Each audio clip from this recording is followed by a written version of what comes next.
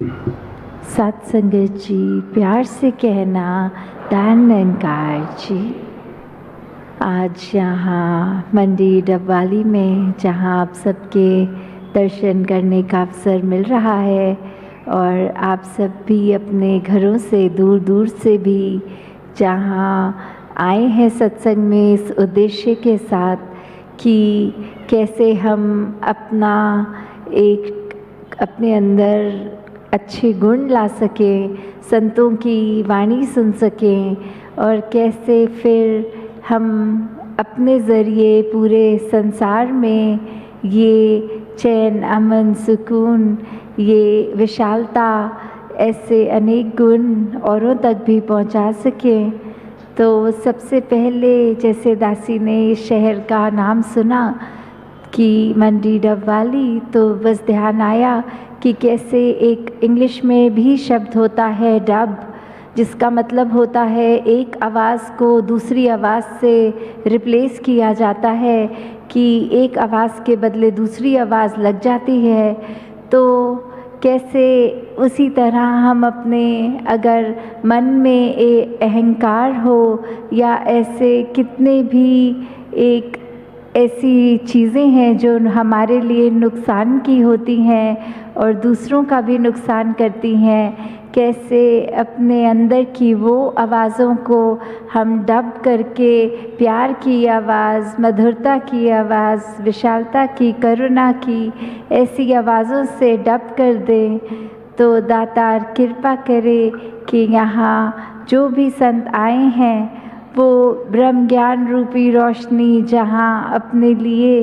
तो उस राह पे चल रहे हैं, बाकी भी हर किसी के लिए यह प्रयत्न किया जाए कि पूरे संसार में कैसे हर एक का परोपकार किया जाए, हर एक के लिए एक अपने मन से बहुत ही एक हम्बल होके हर एक के लिए श्रद्धा वो रखी जाए। हर किसी से बस वही बात कि ये निराकार जो है परमात्मा, चाहे किसी भी नाम से हम संबोधित करें, कि इसके साथ हमेशा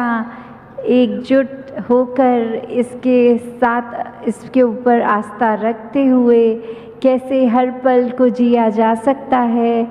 ये अपना मुख उज्ज्वल हुआ है तो हर किसी ने हर पल यही कोशिश करनी है कि कैसे ये लगन लगी रहे, ये लिव जुड़ी रहे। और जब तक ये लिव जुड़ी रहती है परमात्मा के साथ, तब तक वाकई ही हम जो अपने अंदर एहसास करते हैं वो बहुत ही एक स्थिरता का एहसास, सहजता का एहसास, वो कामनेस, वो कोई भी हम जो एक एहसास करते हैं वो एक टेम्पररी की बजाय परमानेंट बनता है जब भक्ति में हर पल हम इस निराकार को शामिल करते हैं। तो दातार जहाँ कृपा करती रहा है हर मिनट, तो यही हमने भी हर मिनट कोशिश करनी है कि जब इस संसार में आए हैं तो ये जो दुख तकलीफ़ें भी चाहे शरीर के रूप में साथ जुड़ी हैं, चाहे वो आर्थिक समस्याएं हैं या अन्य कुछ भी ऐसी बात, तो ये अगर इधर सत्संग में इस उद्देश्य से आए हैं कि अगर आए हैं तो उसका हल निकलेगा, तो ऐसा तो नहीं है,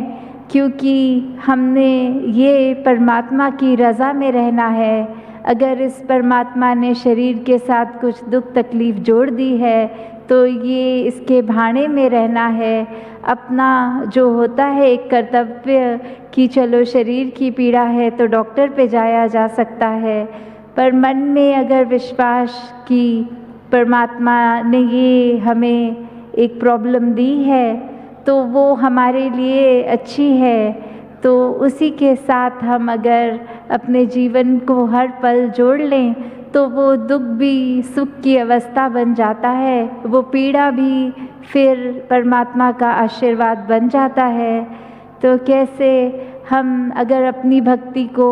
अपनी इच्छाओं से जोड़ लेते हैं कि कुछ ऐसा करेंगे तो जीवन में कुछ सुधार होगा, तो फिर वो भक्ति एक प्रेमा भक्ति नहीं है, फिर तो ये कोई हम सौदा कर रहे हैं इस दातार के साथ कि कुछ अच्छा करो ताकि हम आपकी ये यशोगान करें। तो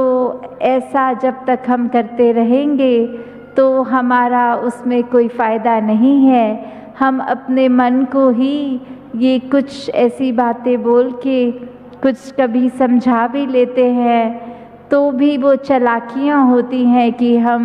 कुछ अच्छा व्यवहार थोड़ी देर के लिए किसी के साथ कर लेंगे तो शायद दूसरे इंसान के लिए वो हमारे बारे में अच्छा सोच रखेगा, अच्छे ख्याल रखेगा, या हम एक अच्छा इम्प्रेशन बना लेंगे। तो बात सिर्फ कुछ पलों की नहीं है, ये तो जीवन में कैसे हर समय हम अच्छी सोच रख सके। और वही बात जैसे एक सूर्य की किरण होती है, सिर्फ एक किरण भी युगों युगों का अंधेरा दूर कर देती है। वैसे ही हम अगर अपने अंदर अगर कुछ नेगेटिव ख्याल आते हैं, कोई नेगेटिव आदतें हैं, तो उसको सुधारने के लिए सिर्फ एक ये जो पॉजिटिव ख्याल लाना, सिर्फ परमात्मा के साथ अपने मन को ही जोड़ लेना, वो ही हम फिर ऑब्ज़र्व भी करेंगे खुद में कि कैसे वो हमारी बुरी आदतें भी सुधरने लग गई हैं। कैसे फिर एक कॉन्शियस एफर्ट जब डलता है तो एक हर पल हम अपने आप को निखारते चले जाते हैं। इस परमात्मा ने तो हमें सारे ही गुणों से नवाजा हुआ है, बस हम वो हमारे ऊपर डिपेंड करता है कि हम कौन से गुण को एक प्राथमिकता देते हैं, या हम अवगुणों को दे रहे हैं या सुगुणों को दे रहे हैं। तो वो कॉन्शियस डिसीजन, वो चॉइस हमारी होती है। और भक्त तो हमेशा ही चेतन होते हैं, तो हमेशा ये जो ऐसे सच्चाई का मार्ग भक्त चुनते हैं, तो सभी ने जहाँ छोटी छोटी बातों से भी उनके जीवन में ये दिशा दिखती है कि कैसे अगर हम कहीं कमरे में हैं, कोई रूम से बाहर निकल रहे हैं तो वो स्विचेस ऑफ कर दी जाए, या फिर जब कोई पानी का इस्तेमाल हो रहा है तो इस्तेमाल से अधिक वो वेस्ट नहीं करना। जब ऐसी छोटी छोटी चीज़ों पे भी हम ध्यान देते हैं तो वो वाकई ही चाहे कितना भी छोटा एक कदम हो, पर वो सिर्फ एक छोटी दायरे तक नहीं रह जाता, वो हमने अपनी सेवा कर दी पूरे संसार के लिए। तो कैसे हर पल अगर हम सोचें कि सेवा सिर्फ सत्संग से जुड़ी हुई नहीं है, हम कभी भी हर पल सुमिरन भी कर सकते हैं। जब भी इस दातार के साथ अपना नाता जोड़ना है तो सुमिरन कर लिया, सेवा पूरा दिन कर सकते हैं। और जब भी अवसर मिले सत्संग में आते हैं तो महात्माओं के वचन सुनने को भी जहाँ मिलते हैं, वहाँ फिर एक उनकी चाहे कोई भी आयु हो, चाहे माध्यम कुछ भी लिया गया, जैसे आज भी सत्संग में आपने देखा बच्चे ने भी बोला, बुज़ुर्ग ने भी बोला, और चाहे वो गीत रूप हो, चाहे कविता रूप थी, चाहे स्पीच के रूप में, सबने एक मन से यही परमात्मा का जिक्र किया कि ये ब्रह्म ज्ञान द्वारा परमात्मा पाया जा सकता है, इसको रूबरू देखा जा सकता है और अपने मन में इसका एहसास हर समय किया जा सकता है। तो जब ये सब हम इस राह पर चलते हैं तो फिर वाकई ही एक हमारा जीवन परोपकारी बन जाता है। ये कुछ दिखावे से नहीं, पर एक हमारे अंदर से ही ये जो लौ है वो एक जलती चाहती है, और ये लौ से कोई भटके हुए हैं तो उनको भी हम आगे रास्ता दिखा सकते हैं। तो ऐसे ही हमने ये हमेशा कोशिश करनी है कि अगर हम भक्ति कर रहे हैं तो वो एक सही उद्देश्य से की जाए, कोई मांग इच्छा उसके ऊपर फोकस करके नहीं रखनी, पर सिर्फ इस परमात्मा का हर पल शुक्राना और ये प्रेम कि जो है इस दातार का ही दिया है, और हर हाल में शुक्राना कि ये बहुत ही अच्छा हर चीज़ से नवाजा है। तो जब ऐसे मन में भाव होते हैं तो वाकई ही सिर्फ़ और सिर्फ प्यार दिल से निकलता है। और हम सबको यही कोशिश हर समय करनी है कि स्वयं पहले प्यार बने। जब हम खुद ही प्यार बन जाएंगे तो फिर ये प्यार आगे बांटना भी बहुत आसान हो जाता है। तो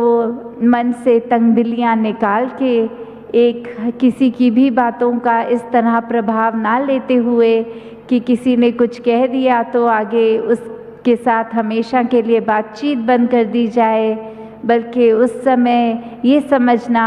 कि चाहे कोई भी कारण रहा हो, उस व्यक्ति का हमसे ऊंच नीच तरीके से बात कर दी, पर हमने सिर्फ इस पर से एक अरदास ही करनी है कि जो भी ये कारण से परेशान हैं उनकी परेशानी भी जहाँ दूर हो, और वहाँ हम भी उस चीज़ को मन पे इतना प्रभाव ना बिठा लें कि अपने मन को ही कड़वा कर लें और उससे नुकसान हमारा ही होता है। तो दासी और समय नहीं लेगी, इन्हीं शब्दों से आपसे इजाज़त देते हुए कि जैसे बहुत ज़्यादा सालों के बाद इधर आने को मिला तो बहुत ही अच्छा लग रहा है कि आप सब इतने प्यार से, अब चाहे कितनी इनकन्वीनियंस भी हुई होगी महापुरुषों को दूर दूर से बसों में भी आने से, तो जहाँ फिर भी एक उद्देश्य जब सत्संग का रहा तो वो सफ़र भी सभी का आसान हो गया। तो दातार कृपा करे कि ऐसे ही सेवा का भाव, सत्संग का भाव, सुमिरन का भाव ये हर एक के मन में हमेशा रहे और हम भक्ति को एक बहुत ही खूबसूरती के साथ करते हुए अपने जीवन को जीते चले जाएं। साथ संगत जी, धन निरंकार जी।